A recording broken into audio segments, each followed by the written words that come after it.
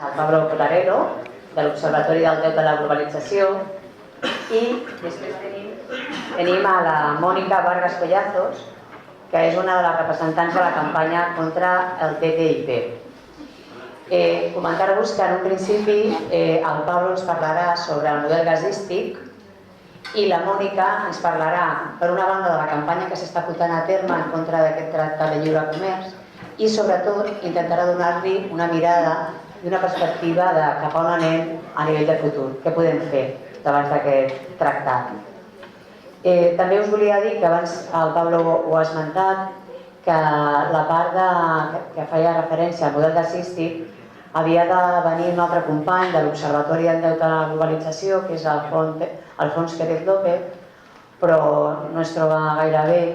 Llavors, doncs, el Pablo molt amablement assumirà aquesta part. Esperem que l'Alfons es recuperi. Gracias de nuevo por la presentación. Excusas por parte de Alfons de no poder estar aquí. En segundo lugar, me gustaría decir que intentaré hacerlo también como lo habría hecho él. Y en tercer lugar, quizás lo más evidente que me surge ahora es intentar justificar por qué en una jornada de autoformación de Som Energia, en la que se está hablando también del TTIP, hablamos del potencial o posible mercado global del gas, ¿no? Básicamente porque los mercados globales de energía fósil, fundamentalmente el del petróleo, tiene una influencia tremendamente grande, no solo sobre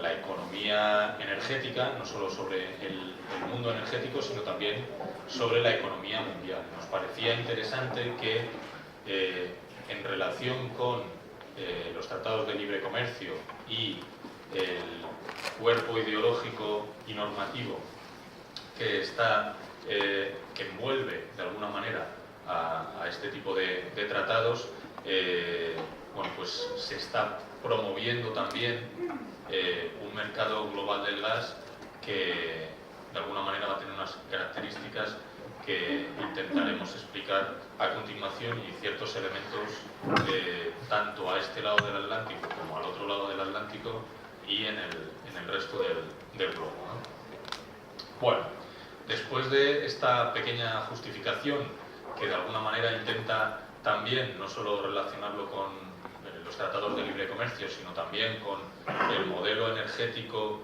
que promueven frente, y aquí ya me retrato, ¿no? retrato mi opinión frente al modelo energético que promueve Som Energia y otros actores que estamos en la misma línea. Bueno, pues tendremos de alguna manera dos grandes bloques o líneas argumentales, ¿no? ¿Cuáles son, de alguna manera, los indicios o los precedentes, los primeros pasos que se están dando para la creación de un mercado global de gas? Bueno, si antes he dicho que lo que aparecía en la pantalla no era todo lo que iba a decir, pues imaginaos ahora que he estado cogiendo algunas imágenes que creo que pueden ser interesantes al no haber tenido tiempo para prepararlo, ¿no? Bueno, pues en primer lugar tenemos lo pongo en grande quizás para que se vea incluso mejor. Vale. Se apoya fundamentalmente en algo que probablemente haya tenido bastante repercusión, que es en la burbuja del gas de esquisto, de la fractura hidráulica en Estados Unidos en la última década, que a partir de la extracción de gas llamado no convencional, atrapado en rocas, en vetas fundamentalmente horizontales, pues se ha conseguido inundar el mercado del gas en Estados Unidos de este producto y reducir el precio de manera considerable. Comentar muy brevemente cuáles son las características del mercado. Bueno, vemos cómo dentro de todas estas imágenes, en el centro tenemos cómo ha evolucionado, y quizás si lo vamos atrás, vale, se ve mejor. Cómo evolucionan el precio del gas desde 2008 hasta 2011, cómo se reduce aproximadamente a la mitad, más de la mitad de su precio, y cómo en paralelo crecen los beneficios de compraventa de empresas y fusiones de empresas relacionadas con la explotación de este tipo de gas, ¿no? Es decir, que este es uno de los indicios que de alguna manera señalan cómo el sector financiero, Wall Street, está detrás de el relanzamiento o lo que se llama la burbuja del gas. ¿Por qué se habla de burbuja y por qué se habla del sector financiero en este caso? En esta parte de aquí vemos cómo los 5 grandes yacimientos, o las 5 grandes regiones donde se produce este tipo de explotaciones en Estados Unidos, que abarcan aproximadamente el 80% del gas de esquisto que se extrae en Estados Unidos, tiene un perfil de explotación como este, es decir, después de 3 años el grado de fluidez o la tasa de fluidez de extracción del gas se reduce a este nivel, ¿no? Es decir, de una manera tremendamente grande. ¿Esto qué significa? Esto significa que se tienen que estar abriendo pozos de este tipo de explotaciones constantemente para que la producción, de alguna manera, la extracción, mejor dicho, pueda ser constante. Pero todos los pozos tienen ese perfil de agotamiento que los hacen tremendamente insostenibles, ¿no? Esta es la evolución de la extracción en las mismas 5 regiones. Vemos como no solo no crecen de manera clara, sino que además la mayor parte de ellos decrecen, se reducen, salvo en este caso, y esto también nos da una medida de por dónde pueden ir los tiros, ¿no? Cuál puede ser la evolución en los próximos años del gas de esquisto en Estados Unidos y, por tanto, de lo que hablaremos posteriormente, ¿no? ¿Por qué se habla de burbuja especulativa? Porque se habla de que el sector financiero puede estar o está detrás de esta creación artificial de la ficción de unos precios bajos del gas y de un mercado que puede ser muy próspero y que puede ser exportable.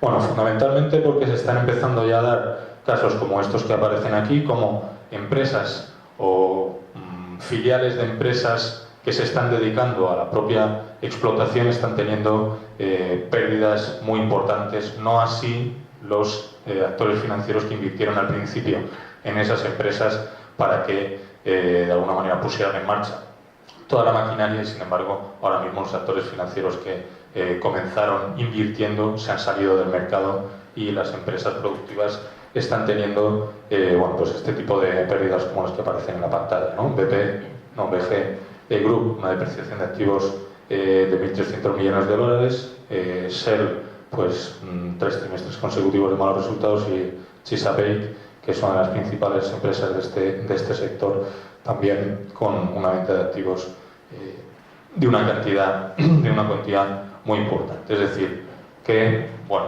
voy a seguir, no pases porque no hay mucho más de imágenes. Este es uno de los inicios, una de las chispas que de alguna manera pone en marcha la ilusión o la intención de crear un mercado global del gas. Como sabéis, en Europa en los últimos tiempos ha habido también una avalancha de intentos y de petición de permisos para explotar este tipo de gas no convencional. En Cataluña pues, ha habido también una cierta polémica con ello. Parece que al final, tanto a nivel catalán, como a nivel Generalitat, como a nivel local, bueno, pues hay un rechazo bastante importante, a pesar de que el Estado central está intentando desarrollar pues, diferentes iniciativas, tanto legislativas como en los tribunales, a través del Tribunal Constitucional, para impedir que haya una prohibición de facto de la fractura hidráulica en Cataluña o en otros lugares del Estado que también han desarrollado iniciativas legislativas para este tipo de explotaciones, ¿no? Bueno, esto, como decía, no solo ocurre en Estados Unidos, no solo ocurre tampoco en en el Estado español, sino que nos encontramos con que en Europa, no solo, esto no es lo que parece, en Europa no solo se están produciendo una avalancha de intentos de explotación de este gas, sino que además a través de las diferentes propuestas legislativas de la Comisión Europea se está intentando desarrollar un mercado interno tanto del gas como de la electricidad. Este, como veis, es un mapa online de la propia institución europea, de la propia Comisión, donde aparecen las infraestructuras tanto de gas como de electricidad. Las azules son de electricidad y las de gas son rojas. Ahora, si me hace caso, procederé a quitar la de electricidad para que se vean únicamente las de gas, y vemos como una de las variantes, por decirlo así, la mayor parte de las infraestructuras nuevas de gas que están además considerados como proyectos de interés común por parte de la Comisión están bastante vencidos tanto hacia el este como en algún momento, en algún caso, hacia el sur, ¿no? Vemos también cómo, además, no solo es un mercado interno del gas, porque la frontera de la Unión Europea terminaría por esta zona, sino que además se extiende más allá de las fronteras de la Unión Europea. Y aquí nos encontramos con que Azerbaiyán, ¿qué más? Y países Turkmenistán, de alguna manera se encontrarían al otro lado de los grandes gasoductos que están previstos construir tanto por el Mar Negro como por Turquía para llegar hasta Italia. Aquí también hay un ramal que llega a Italia y bueno, los ya conocidos que vienen de Argelia y que pasan tanto por el estrecho como por Almería. Aquí tendríamos el que se denomina el MidCat, que también ha sido noticia esta semana porque de alguna manera se ha impulsado nuevamente con una escenificación de una especie de acuerdo, de firma en Madrid, si no recuerdo mal, por parte de los presidentes implicados. Y bueno, esto de alguna forma también lo que pretende por una parte es pues crear esas interconexiones internas de mercado del gas, pero también llegar hasta los lugares donde existe gas en ciertas cantidades mayores que en Europa para llevarlo al interior de Europa a través del este. ¿Con qué más preparaciones o con qué más indicios, mejor dicho, nos encontramos? Nos encontramos también con que en diferentes lugares, sobre todo del sur de Europa, se está promoviendo la idea de que, frente a los problemas que existen en esta zona entre Rusia y Ucrania, Rusia es uno de los proveedores, los suministradores energéticos fundamentales de la Unión Europea, de hecho es el mayor exportador de carbón, de gas y de petróleo, ¿vale?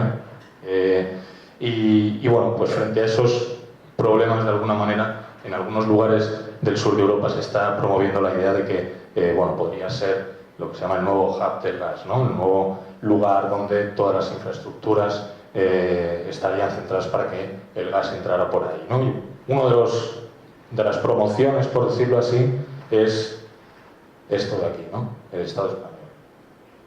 No solo el Estado español, sino si nos fijamos también en cuáles son las infraestructuras ahora mismo existentes en Europa, nos damos cuenta de que aproximadamente el 19% de la capacidad de regasificación, es decir, de la conversión del gas líquido que viene en metaneros desde otros lugares del mundo, previsiblemente de Estados Unidos, con la burbuja del gas de esquisto que he comentado anteriormente, podría entrar a través de estas plantas de regasificación en territorio español y a partir de ahí en territorio europeo. Por eso también es muy pretendido el impulso del MidCat, que es este ramal de conexión de gas el norte de Cataluña, el sur de Francia. Y no es baladí que aproximadamente el 9% de la capacidad de regasificación de toda Europa se encuentre en el puerto de Barcelona.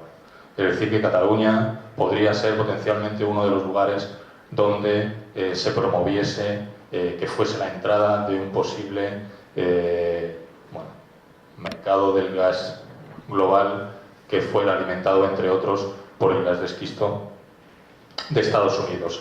De ahí también el que cada vez es más conocido el plan Juncker, el plan que lleva el nombre del presidente de la Comisión Europea, que pretende movilizar 315.000 millones de dólares, de euros, mejor dicho, en los próximos años para desarrollar infraestructuras fundamentalmente en sectores relacionados con la energía y que están muchas veces relacionados con eso. Que tiene además una serie de riesgos muy evidentes, ya que por una parte es verdad que una parte pequeña de esos 315 millones de euros serían públicos y en una relación de 1 a 15 el resto serían privados, pero sí que es verdad que por las experiencias cercanas que tenemos, por ejemplo el almacén de gas Castor, los riesgos de las inversiones que, como estáis comprobando por las zonas, la tipología y bueno, pues en muchos casos también la falta de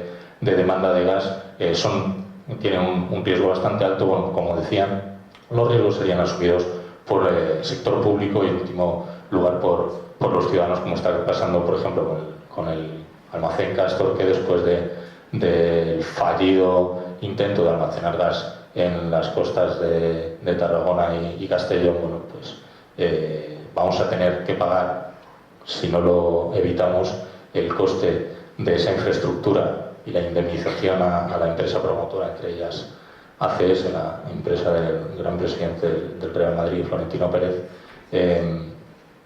por un coste de 4.700 millones de euros, intereses incluidos en los próximos 30 años a través de la factura del gas, pues gestionada por Enagas y que ha sido adelantada a esta empresa a través de 3 grandes bancos que también conocemos bastante bien, como son CaixaBank, el Banco Santander y Bankia, que son los que han adelantado de alguna manera ese dinero y que tendremos que pagar a través de Enagas tanto el crédito del adelanto como los intereses de ese dinero, ¿no? Bueno, para no alargarme mucho más, porque con esto hay cuerda para rato, voy a intentar hacer una pequeña relación, aunque sea no con el Tratado de Libre Comercio, ¿no? con el TTIP, para al menos disimular un poco y que parezca que no quería hablar yo solo del mercado del gas en relación con lo que estamos hablando en esta jornada. De alguna manera, el crear mercados globales tiene que tener de alguna forma unas reglas más o menos homogéneas.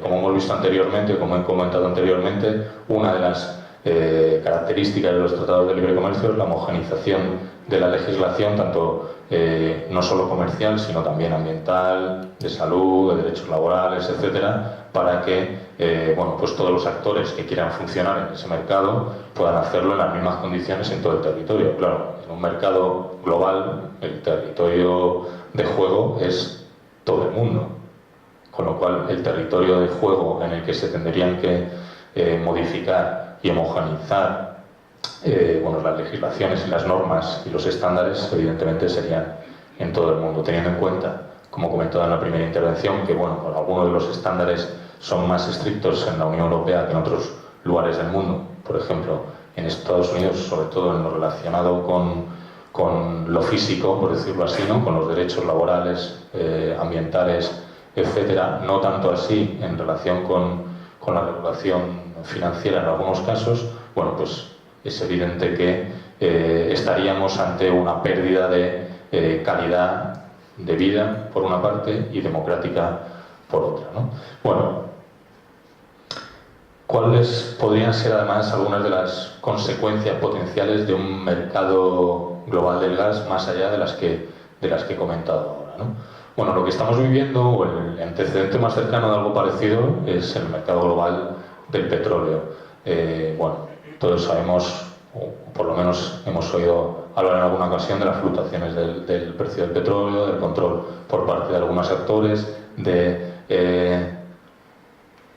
la bíblica maldición que tienen los países que no son hegemónicos de tener petróleo en su subsuelo, ¿no? Que parece que son un imán de conflictos, guerras, muertes y dictaduras, ¿no? Parece que es una maldición bíblica, ¿no? Sin embargo, bueno, pues rascando un poco más nos damos cuenta de por qué aparecen este tipo de conflictos y de guerras alrededor de este combustible y de este mercado, ¿no? Bueno, pues el antecedente, como decía, es el mercado del petróleo, un mercado que no solo es físico, es decir, no solo está basado en poner en el mercado una serie de productos energéticos que cubren unas necesidades para la industria, para la economía, para la propia sociedad, para la propia población, sino que además en los últimos años se ha ido dando un fenómeno que es la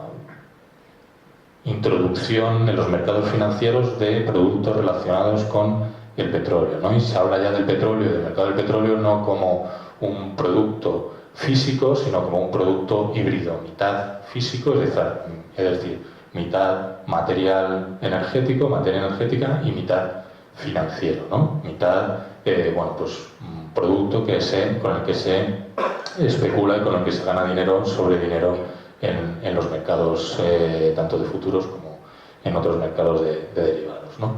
Entonces, este tipo de modelo económico más financiero basado o en relación con el eje fundamental de la sociedad por una parte y de la economía por otra, que es el mundo de la energía y derivado, ¿no? En concreto el mundo del petróleo, pues se encontraría con un hermano gemelo en el mundo del gas, un hermano gemelo que de alguna manera también, y como veíamos anteriormente en la figura que he mostrado en la primera intervención, bueno, pues es muy probable que aumentara todavía más el poder de la economía financiera y evidentemente de los actores financieros que participan en esa economía frente a la economía productiva real.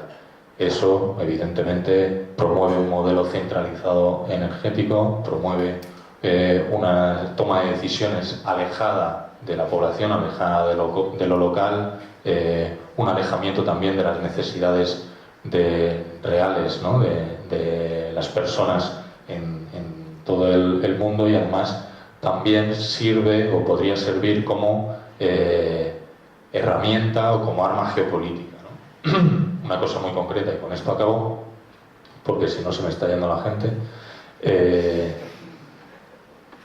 y es que uno de los previsibles efectos es que los suministradores que ahora mismo tienen contratos bilaterales con países que les compran directamente el gas, como por ejemplo el caso de España con Argelia, verían minados sus intereses y por tanto su posición en la geopolítica mundial debido a bueno, pues la expansión de un mercado global del gas que de alguna forma luchara, peleara contra esas condiciones de los contratos bilaterales y de alguna forma pues los invalidar, ¿no? ante una avalancha, ante una situación general muy diferente, ¿no? Donde las condiciones serían diferentes. Esto, más allá de que podamos entrar en el detalle, no quiero calificarlo de negativo, tampoco de positivo, pero evidentemente es un arma geopolítica importante que, teniendo en cuenta que uno de los promotores mayores, que es Estados Unidos, que está utilizando también el mercado del petróleo en estos momentos con, entre otras cosas, intenciones geopolíticas, por ejemplo, contra Rusia, pues también nos puede permitir debatir e investigar un poco más sobre cuál es el potencial o el posible escenario que se podría dar en un caso de potencial o de posible mercado global del gas. como todo lo que he comentado probablemente dé lugar a muchas preguntas, dudas, incluso debate, incluso también puede que a cierta confusión, quiero acabar aquí, dejaros con mi confusión compartida, únicamente diciendo que, bueno, pues concluyendo, lo cual ya he dicho desde el principio, que evidentemente un mercado global del gas creo que no es una buena noticia para el modelo energético que promueve Som Energia y que otros muchos defendemos desde diferentes lugares, y que en la medida en la que se produjera, yo creo que tendríamos que luchar contra él y promover cosas nuevas. Hoy me ha tocado el papel quizás, ¿no?, de opositor, cosa que hacía mucho tiempo que no jugaba, ya que en los últimos tiempos me interesa muchísimo más la creación de alternativas, la creación de realidades que puedan ser concretadas y que puedan dar un beneficio a la sociedad desde lo más local. Muchas gracias por vuestra atención y espero no tener que hablar mucho más. Gracias.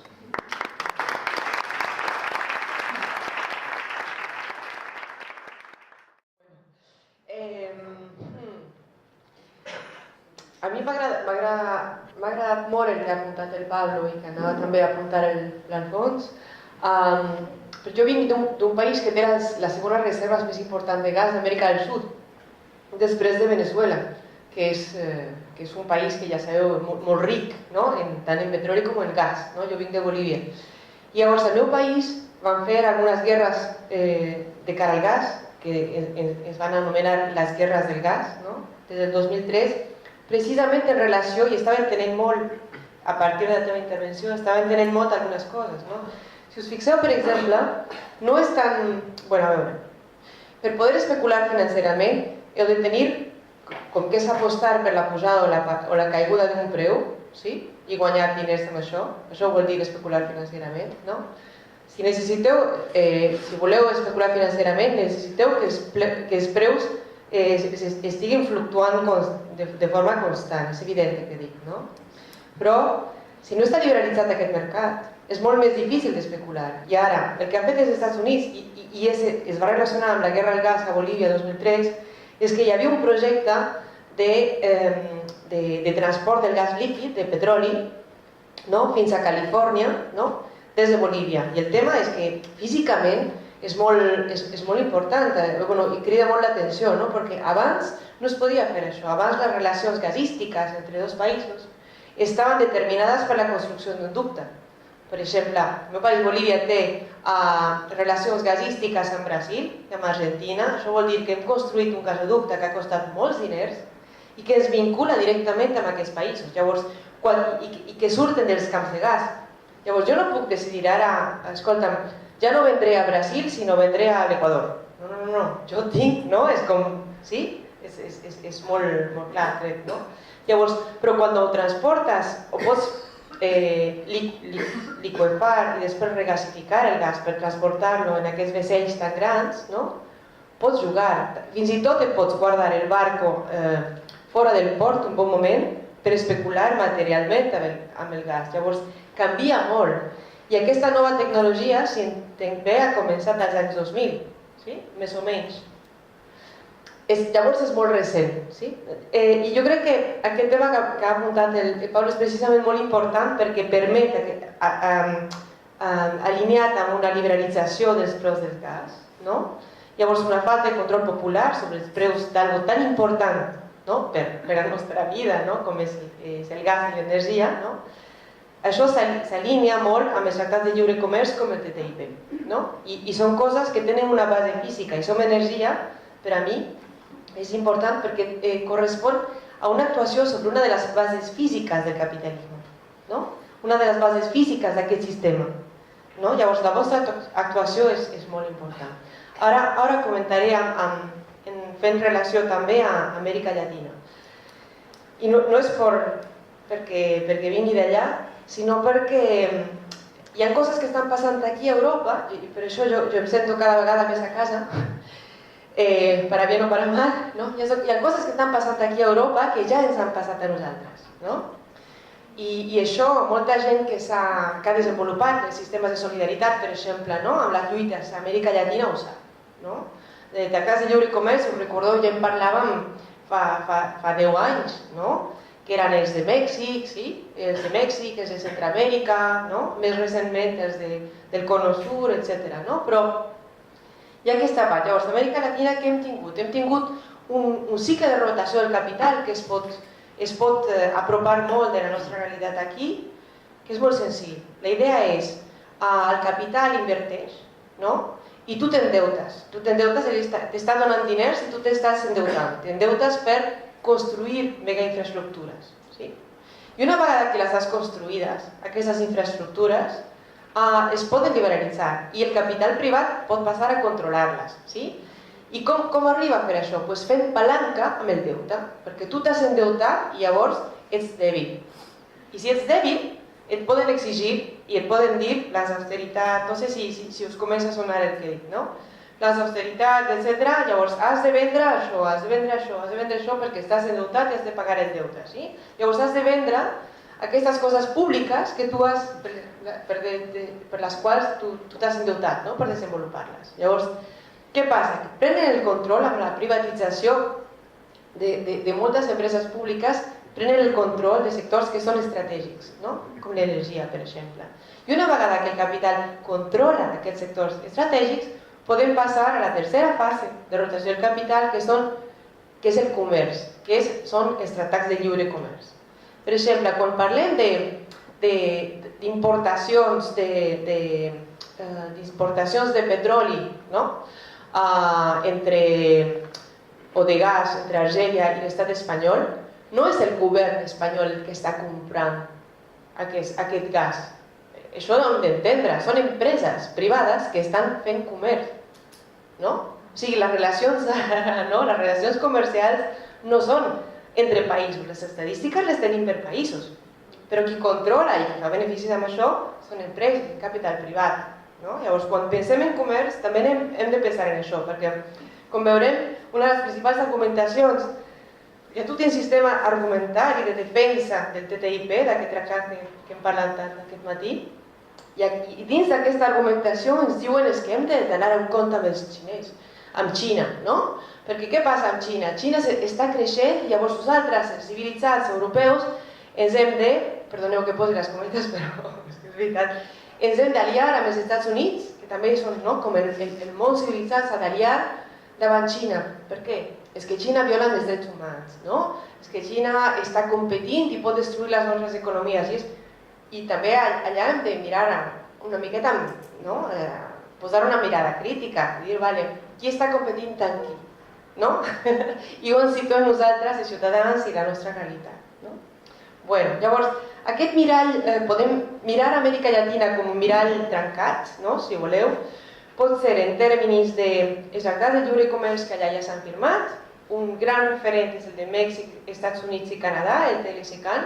Portem 20 anys d'aquest tractat, llavors es poden ja mirar els resultats consolidats, diguem-ne, no? Però també jo crec que es pot mirar Amèrica Llatina com un mirall trencat en termes de megainfraestructures, com les que estava parlant el Pablo, perquè el comerç no només és privat, però també el comerç necessita de base física per circular. Jo no puc vendre gas així com així, jo necessito infraestructures per transportar el gas. Llavors, a Amèrica Llatina hi ha hagut un moviment important de resistència davant les grans infraestructures que estava articulat i està articulat amb els tractats de lliure comerç, amb la lluita davant els tractats de lliure comerç. I una altra possibilitat, jo crec, de mirar a les lluites d'allà és per veure les victòries que s'han tingut allà. I aquí porto com una mirada positiva també en relació amb el que deia Dolors. Crec que ha marxat, la Dolors? Vale.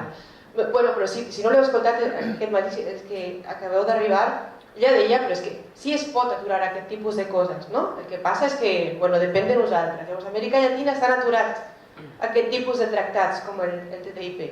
N'hi havia un que era molt gran, que es deia l'ALCA, no sé si us sona, que era el Tractat de Lliure Comerç que Bush padre volia imposar a tota Amèrica Llatina amb els Estats Units. I l'ALCA es va aturar als anys 2000, no? Per què? Una resistència popular molt important, a més d'altres coses. Llavors, aquest mirall trencat que us convido a tornar a mirar. Volia complementar una miqueta el que ha presentat el Pablo sobre aquest tractat de lliure comerç entre els Estats Units i Europa, complementar una mica, posar una miqueta més de pinzellades, encara que hagi estat molt clar el Pablo. Dins d'aquest tractat que estan firmant hi ha algo que esdevé com superclar, i és l'idea de que la ciutadania ara és pel sector privat. És com treure la ciutadania, que és el nostre dret, dels ciutadans, i donar-la al sector privat. I per què dic això? S'està negociant aquest tractat dins d'un procés que es diu la cooperació reguladora. El Pablo explicava que el que estan intentant fer és harmonitzar les normes, que són vistes com barreres al lliure comerç, harmonitzar aquestes normes entre els Estats Units i la Unió Europea, harmonitzar a la baixa, deia el Pablo. Però qui decideix de quines normes s'han d'harmonitzar? Això ho decideix el que s'anomena el Consell de Cooperació Reguladora. I aquest Consell de Cooperació Reguladora fa consultes sobre lleis en la Unió Europea i als Estats Units que ja existeixen i mira que vagin bé, que colin bé amb el Tractat de Lliure Comerç que estan negociant, però també servirà per controlar les lleis futures. Llavors, si nosaltres, per exemple, aquí a Catalunya decidim, i encara estem a la Unió Europea, que també tot s'ha de veure, però imagineu que votem una llei aquí, o l'estat espanyol decideix de fer una llei, aquest Consell hauria de mirar si aquesta llei està en acord amb el TTIP, amb el tractat. I abans hi ha un primer pas, i el primer pas és posar en consideració del sector privat relacionat amb aquesta llei, per exemple, si és una llei sobre energia, llavors haurien de consultar empreses energètiques, posar a la seva consideració la llei. Quasi mai ens consulten a nosaltres abans de fer una llei, o sigui, jo crec que ens enterem normalment després, nosaltres ciutadans, però no. Les empreses no només tindrien el dret, que tot això es pot aturar, tindrien el dret de ser consultades abans de la nova legislació, però també tindrien el dret d'opinar i de proporcionar alternatives a aquesta legislació. Llavors, clar, darrere una empresa privada el que tenim són ciutadans, però no estan jugant allà com ciutadans, estan jugant com sector privat. El Pablo també, aquesta és una primera puntualització. Una altra puntualització és que el Pablo parlava del secretisme, de les negociacions. Però no són secretes per tothom. Des del 2012 tenim documents filtrats, perquè tot això és de filtració sobre filtració, tenim documents filtrats on es visibilitzen propostes de la patronal, la gran patronal europea, que es diu Business Europe, on allà dins estan totes les COE, si voleu, d'Europa, Business Europe, documents conjunts amb la Càmera Americana de Comerç, que és com el seu equivalent als Estats Units, que representa 3 milions d'empreses dels Estats Units, tenen propostes des del 2012 que van ser agafades per la Unió Europea. Pels Estats Units no sabem perquè no tenim accés als seus documents, però per la Unió Europea per ser proposades dins de les negociacions. I això en termes d'aquesta cooperació reguladora que us estava dient. Llavors, no és un secretisme per tothom, tenim allà molta asimetria. Una altra cosa important també és que un dels arguments amb els quals estan defenent, la Comissió Europea està defenent el Tractat de Lliure Comerç, és la creació de llocs de treball, clàssic. Però heu de saber, ara en uns minuts descriuré la campanya, dins de la campanya tenim aquí a Catalunya a Comissions Obreres i UGT, i a la CGT, treballant juntes contra el tractat. Per què? El que passa és que, en realitat, aquest tractat i l'argumentació estan basades en estudis que no són neutres, i el dia que s'ha fet un estudi realment independent des de la Universitat de Tufts en relació amb l'Organització Internacional del Treball, el dia que s'ha fet al fi un estudi independent s'ha demostrat que de fet aquest tractat implicaria la pèrdua de llocs de treball i la baixada, la caiguda del comerç intraeuropeu. Per què? Perquè quan un liberalitza liberalitza el comerç entre els dos blocs. De sobte, imagineu que vosaltres produïu alguna cosa aquí a l'estat espanyol i l'exporteu a Alemanya. Sí? Tenim molta relació comercial a Alemanya. Haureu de competir amb una empresa americana, no? Pels mercats alemanys. Bueno, i això és la lliure competència. I mirem què passa amb les pimes, que són les principals generadores de lloc de feina a l'estat espanyol. Què els passarà? Hauran de competir també en igualtat de condicions amb empreses molt més grans, no? Llavors, aquí dins, bueno, és molt evident el que estic dient, no? Hi haurà una caiguda del comerç intraeuropeu, no? I clar, augmentarà el comerç transatlàntic, això és clar. Però, d'acord amb aquest estudi que tenim, també tenim una versió castellana, si us interessa us la passarem, és de Jerónimo Capaldo, hi hauria aquesta caiguda i ell calcula, estima, una pèrdua de 600.000 llocs de treball en molt poc temps. La Comissió Europea, els estudis de la Comissió Europea, que no són independents, repeteixo, avaluen que en 10-20 anys es crearien 1,2 milions de llocs de treball. Aquest és un altre punt. Potser també comentar des del punt de vista d'aquesta desigualtat i asimetria en la qual ens trobaríem de cara a les grans empreses, sobretot, heu de veure que aquest tipus de tractat el que fa, com deia el Pablo, és donar un poder, també un poder legal a les grans empreses i dins del nostre territori. Ell ha parlat d'un mecanisme que es diu l'ICDS, que és un mecanisme que està destinat a regular quan hi ha un conflicte entre una empresa i un estat. Pot ser el cas d'ACS o Escal amb l'estat espanyol, per exemple, però també el Pablo ha referit el cas de Vattenfall a Alemanya. Quan hi ha una disputa, l'empresa, no el govern no té aquest dret, l'empresa té, amb aquest mecanisme, el dret de demanar que aquest conflicte sigui tractat en un tribunal que diuen arbitral, on no hi ha jutges, però el que hi ha són advocats. Advocats comercials que coneixen molt bé el dret comercial i que aquests advocats han de dirimir sobre aquest conflicte.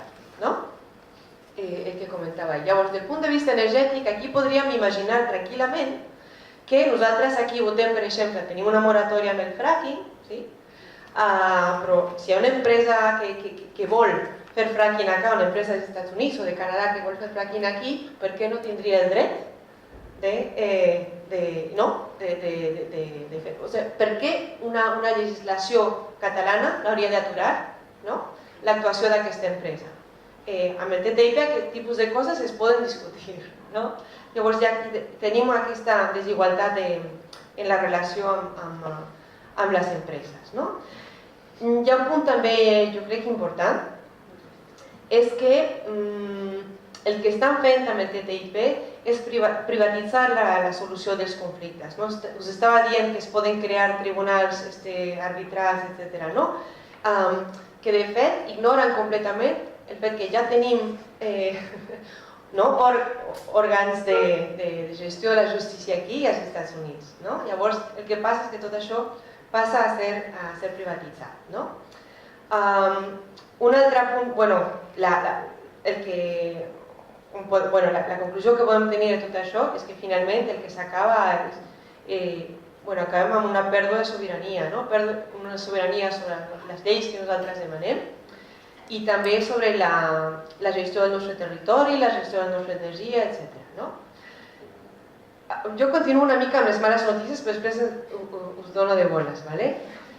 El TTIP no ve solet, ve, i de fet la campanya no només és contra el TTIP, el TTIP ve amb un altre tractat, que és el tractat que ja s'ha firmat i que està en període de revisió legal, que és el Tractat de Lliure Comerç i Inversions amb Canadà, Unió Europea i Canadà, CETA, es diu CETA, i ve també en PAC amb el TISA, que és un acord de liberalització del comerç de serveis. I això toca a tot tipus de serveis. De salut, energètics, financers, etc. Aquest tractat es diu TISA, el negocien països que estan dins de l'Organització Mundial del Comerç, però com que no han arribat a posar-se d'acord dins de l'Organització Mundial del Comerç, es posen d'acord fora. I són països on tenim, són 50 països, la meitat són la Unió Europea, els 28 de la Unió Europea, més 20 altres, que són països que ja han firmat molts tractats de lliure comerç i que realment aposten al lliure comerç, com Austràlia, Nova Zelanda, etc. I Xile, Mèxic. I aquests països el que estan fent és preparar un acord que passaria aquest any i que implica la liberalització total dels serveis, tots els serveis que els països no hagin posat en una llista on es diu específicament que aquest servei no serà liberalitzat. És la lògica que diuen de list it or lose it. Posa-la a la llista o perds. I no pots tornar darrere. Llavors, imagineu que aquí es liberalitza un servei i nosaltres després el volem tornar, per exemple, volem tornar a un control municipal, doncs no es pot. Amb aquest tractat no es pot. Per exemple, i aquest TISA està sent negociat per aquest grup de països que s'anomenen a si mateixos els millors amics dels serveis. Very good friends of services. Són ells.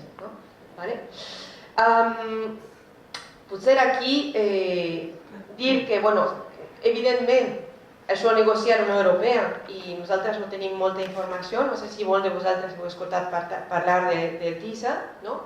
Llavors, si mireu el PAC, el que passa és que coses que no s'inclouen dins del TTIP poden passar per una altra banda. I és per això que la campanya és com una campanya més com integral. Perquè pensem que el rebuig ha de ser sobre tot això i la informació que donem ha de ser sobre els tres tractats. Una mica sobre els temps. Hem parlat del CETA, aquest tractat amb Canadà.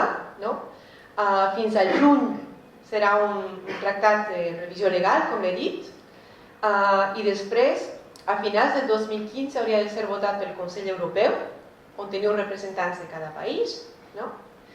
A inicis del 2016 hauria de ser votat al Parlament Europeu, ratificat al Parlament Europeu, i després ha de passar, el 2016, llavors, entre 2016 i 2017, hauria de passar, ser ratificat en cada Parlament o Congrés de tots els països europeus. El TTIP és una mica el mateix, salvo que ha començat més tard. Oficialment ha començat a juliol del 2013, llavors aquest any és any de negociacions, el proper any hauria de ser ratificat aquest Consell Europeu i, vigileu, és que hauria de ser ratificat després al Parlament Europeu. El Parlament Europeu només pot dir sí o no, no pot posar esmenes per suggerir cap canvi, etc. Llavors, i després, normalment, si no canvien les normes, perquè les estan fent canviar tot el temps, hauria de ser ratificat a cada espai de cada país. Llavors, un dia, teòricament, el TTIP i el CETA haurien de ser ratificats al Congrés espanyol. No sé si Catalunya encara hi serà dins d'Espanya en aquell moment, però seria un moment en què es podria aturar. I aquesta campanya, que és d'àmbit, com l'ha dit el Pablo, no només transatlàntic, però també europeu, el que estem enfocant és cada vegada intentar fer un màxim de pressió perquè el dia que hagin de tenir aquesta votació al nostre país, poder dir no. I basta amb que un país digui no, un d'aquests parlaments digui no, i tot cau. Llavors, de possibilitats en tenim, com deia la Dolors, però això ha de passar per una mobilització molt important. Doncs, concretament, què està fent la campanya, per no extendre més i després podem aprofundir el que vulgueu. No sé si vols posar si tens internet, pots posar la web de la campanya. A l'estat espanyol hi ha 180 col·lectius, partits polítics, sindicats adherits. Aquí a Catalunya tenim 80 col·lectius. Són 80 col·lectius, però que són, amb col·lectiu vull dir també Som Energia està adherida a la campanya, a la PAC, la Plataforma per l'Auditoria del Deute,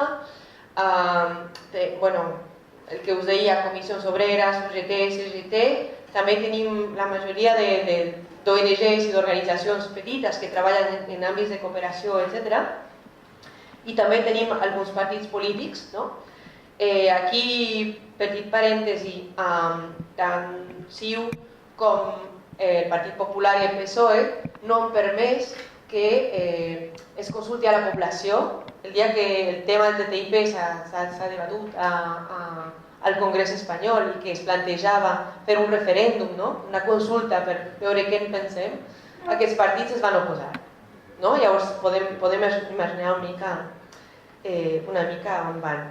Però és veritat que la campanya té realment la voluntat d'arribar a tothom i sabem que si un dia la correlació de forces fa que tenim alguna possibilitat al Congrés espanyol d'aturar el TTIP, doncs hauríem de parlar també amb partits més pro-TTIP, com són el Partit Socialista, per exemple.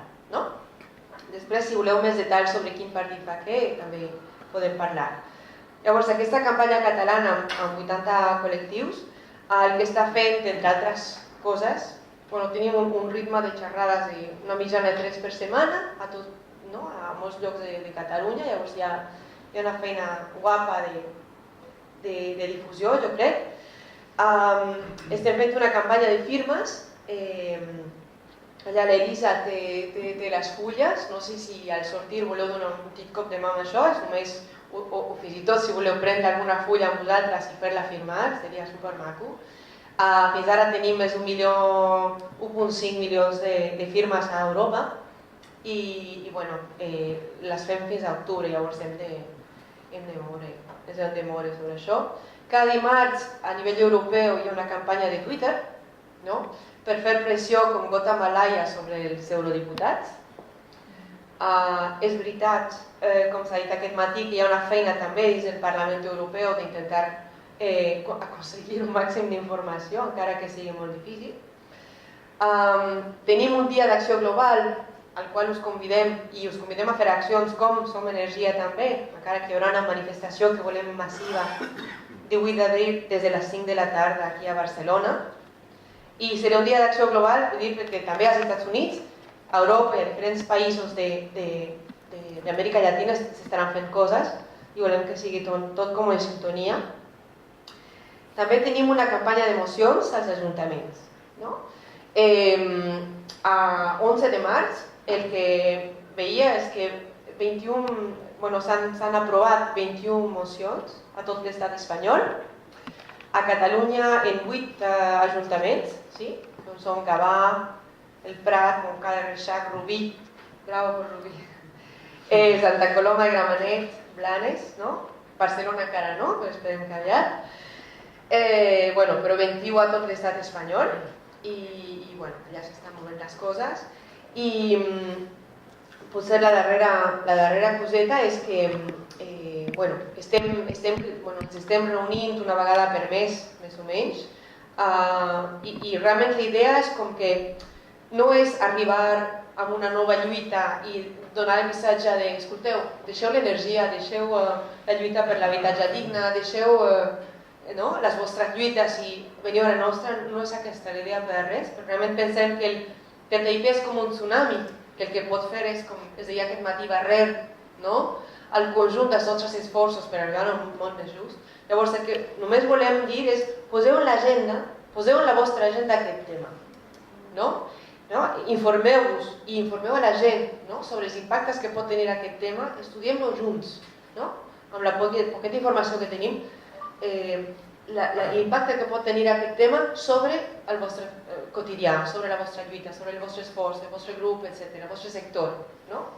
I fem-ho junts, aquesta és la proposta de la campanya.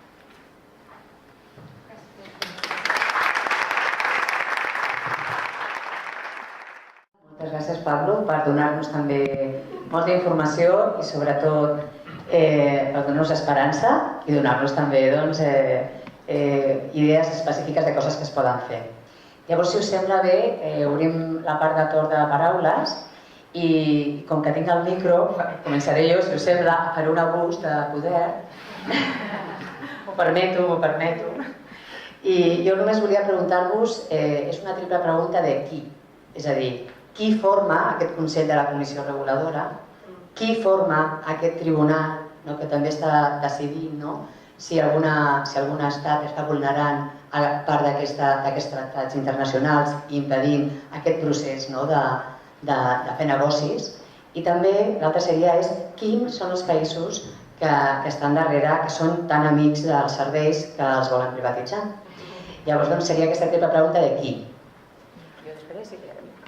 Si voleu fem una ronda de preguntes i després que responguin. No sé si...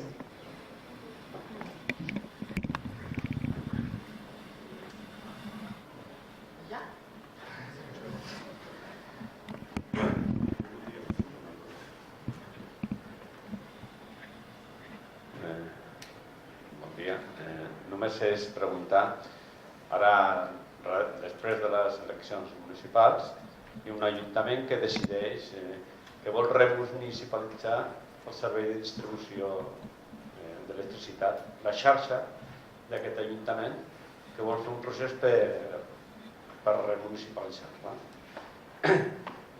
Només saber si això ho bloqueja o no ho bloqueja. El que no sabem, hi ha un document filtrat sobre aquest Consell de Cooperació Reguladora on es parla de representants de ministeris, però també es parla d'altres stakeholders, com d'actors claus que poden intervenir allà dins, i oficialment s'obre a la participació de diferents actors, entre els quals està, òbviament, l'empresa privada, etc. I et pots demanar qui més, som nosaltres, etc.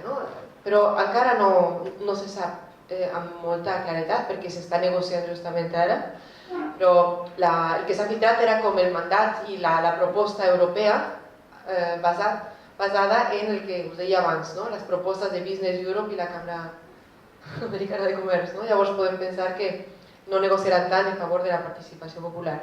Encara no se sap això. Qui conforma aquest tribunal no és un tribunal. ICDS, des de fa molts anys, des dels anys 90, quan es van disparar, com deia el Pablo, aquestes demandes d'arbitratge, els conflictes entre empreses i grans empreses i països, des dels anys 90 s'han format alguns tribunals. Un d'ells és el CIARI, és un centre internacional de resolució de conflictes d'arbitratge d'aquest tipus, que és un tribunal que forma part del Banc Mundial. Si mireu CIARI amb C a Google el trobeu i podeu fins i tot trobar quins països estan sent atacats per quines empreses, etc. i com va la cosa. Però aquest és un tribunal per se, el CIARI. ICDS és un mecanisme. ICDS, si tu firmes, si nosaltres firmem ICDS, això vol dir que si tenim un conflicte, tu, empresa del país que ha firmat el tractat amb mi, podràs queixar-te davant un tribunal que es crearà ad hoc per nosaltres, o bé anar a un tribunal que ja existeixi. Llavors és un mecanisme de resolució dels conflictes. Potser dir que els judicis són molt cars, els advocats són molt cars, però els judicis són molt cars, estem parlant de milions d'euros per participar al judici, llavors, i també d'una correlació de forces important, d'empreses que et poden portar a judici, però que poden tenir una força monetària molt més important. El cas que està comentant el Pablo abans, de Vattenfall, l'empresa sueca, per exemple, és un cas impressionant perquè Hamburgo, si mireu el mapa, Hamburgo és un dels ports més importants d'Europa. I és una ciutat-estat, no és un ajuntament normal, és com México DF, Washington, és una ciutat-estat. I molt important a Alemanya, que no és un dels molts petits països d'Europa.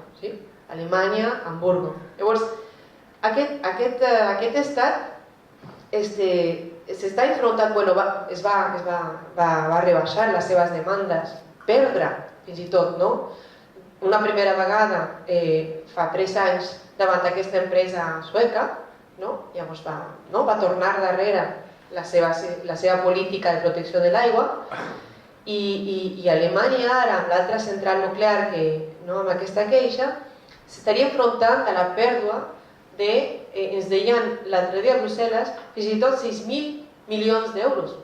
6.000 milions d'euros. Allà està pujant la demanda que té Vattenfall contra Alemanya per prendre aquesta política d'allunyar-se de l'energia nuclear.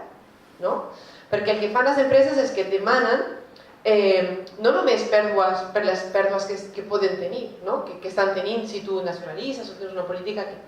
També et demanen i es queixen per les ganàncies que haurien tingut en els propers anys si s'hubieran quedat. Llavors parlen de lucro cessante. Jo he perdut aquesta possibilitat de guanyar aquests diners, que era la meva estimació. Llavors tu m'has de pagar tot això.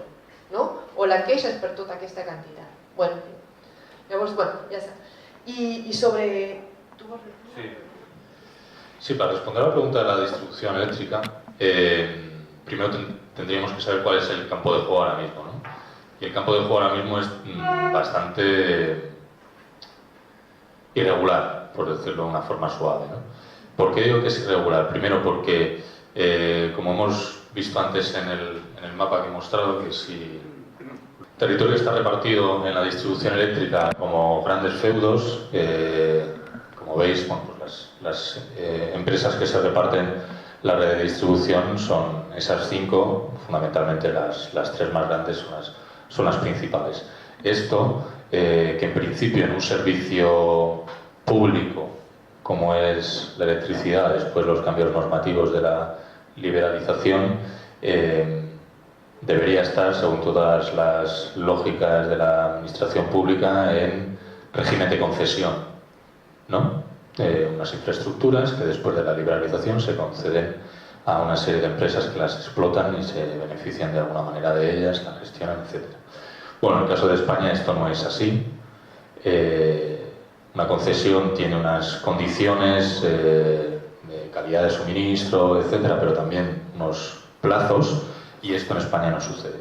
No hay unos plazos según los cuales la concesión de la distribución eléctrica, de las redes de distribución eléctrica, vaya a terminar. No solo no existen esos plazos de término de la concesión, sino que además cualquier actor, fundamentalmente los relacionados con los nuevos desarrollos urbanísticos que se han producido en el Estado, también en Cataluña, en la última década, o en la década de los 2000 fundamentalmente, han tenido que ser cedidos por ley, por la ley del sector eléctrico, a las empresas que tenían la distribución en cada una de las zonas que veis en el mapa. Es decir, que aproximadamente, si hacemos un paralelismo entre el número de viviendas o el número de edificios construidos durante la burbuja inmobiliaria frente a los anteriores, es decir, un crecimiento de un 20% del parque inmobiliario, y si hacemos, como decía, el paralelismo entre ese 20% de vivienda nueva y un 20% de instalaciones eléctricas de red nueva, por decirlo de alguna manera, ya sé que el cálculo es bastante grueso y no es muy perfilado, pero para hacernos una idea del orden de magnitud, aproximadamente el 20% de las instalaciones de las redes de distribución de las empresas que ahora mismo se encuentran controlando este mapa habría sido cedida gratis a las empresas que veis en la imagen, ¿no? No existe, según la legislación española, una diferenciación entre gestión y propiedad de una manera bastante evidente y explícita, porque se dice implícitamente, valga la paradoja, ¿no?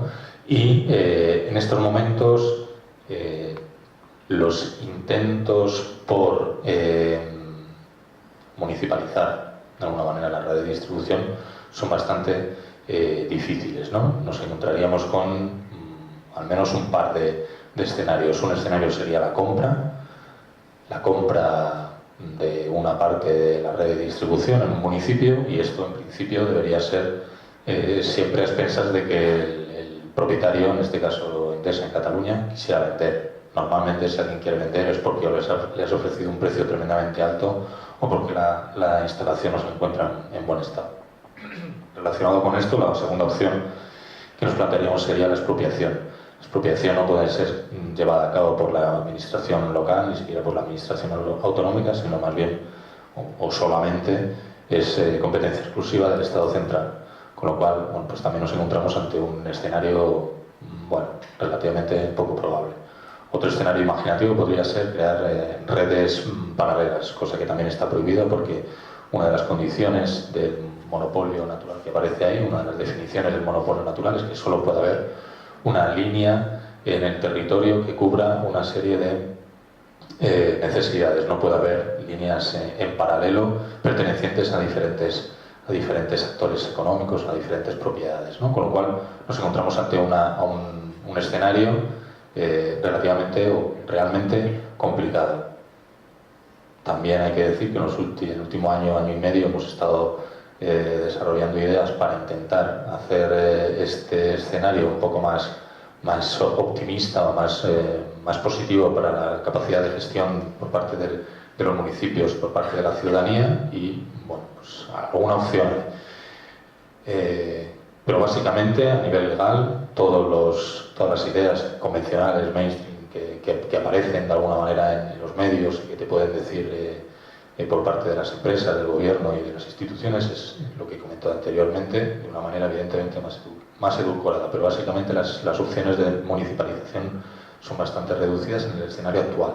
En un escenario potencial de TTIP, bueno, pues por una parte nos encontraríamos con que si somos relativamente optimistas diríamos, bueno, podrían entrar nuevos actores que podrían de alguna manera competir, actores en principio estadounidenses, porque los europeos ya lo han intentado y no lo han conseguido, también hay que decirlo, actores estadounidenses que bajo unas normas diferentes podrían competir con esto y de alguna manera nos encontraríamos con una situación diferente.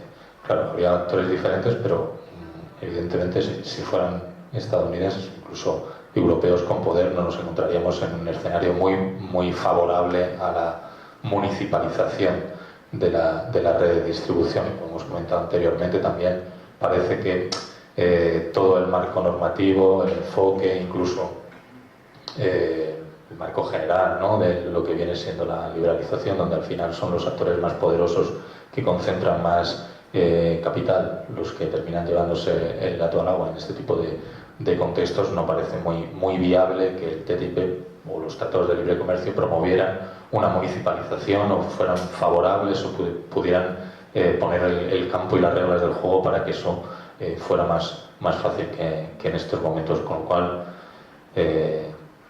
la respuesta es un poco paradójica, ¿no? Pero yo aquí sería incluso conservador porque a pesar de todo la situación actual és empeorable.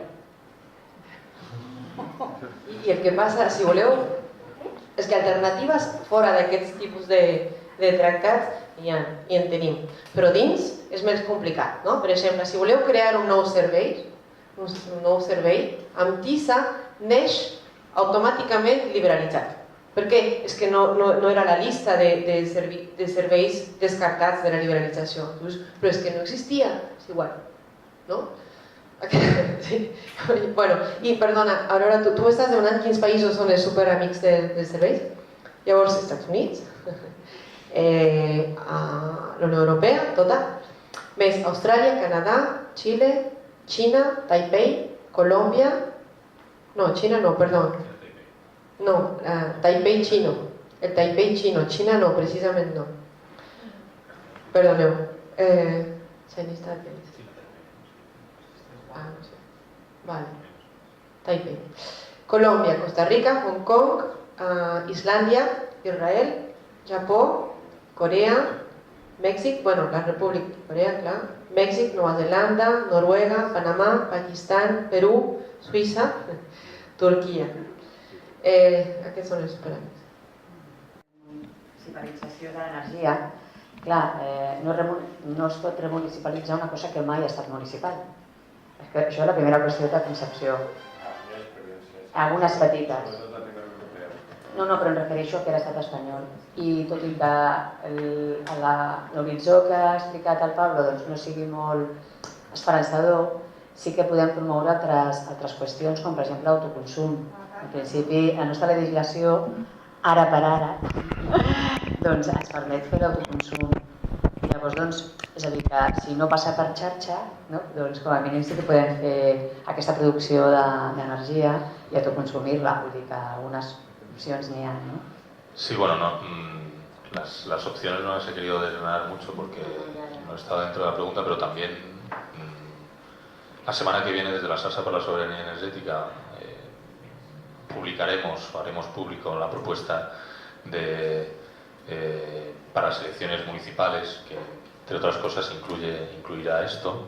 No puedo ir más al detalle porque no está todavía cerrado el documento, lo cerraremos de hecho mañana por la mañana, y algunas de las cosas están en la línea de lo que se ha comentado, ¿no?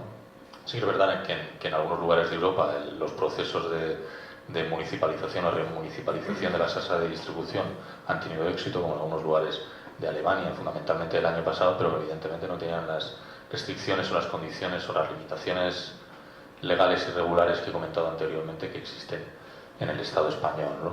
Lo cual no quiere decir tampoco que tanto en Alemania como en otros lugares de Europa estén exentos de algunos comportamientos dentro del sector energético que no son nada razonables, ¿no? Como la concentración de poder o bueno, pues, la proliferación de energías que a lo mejor no nos interesan tanto, ¿no? Como pueden ser las fósiles y la nuclear, ¿no? Con lo cual bueno, pues, es un paso pero necesario pero no suficiente. Si queréis, Irene nos ha traído un par de vídeos, creo que voy a empezar por el menos gamberro, no estoy seguro. Los dos son un poquito gamberros, o sea que, bueno, empezamos con este, no me enrollo.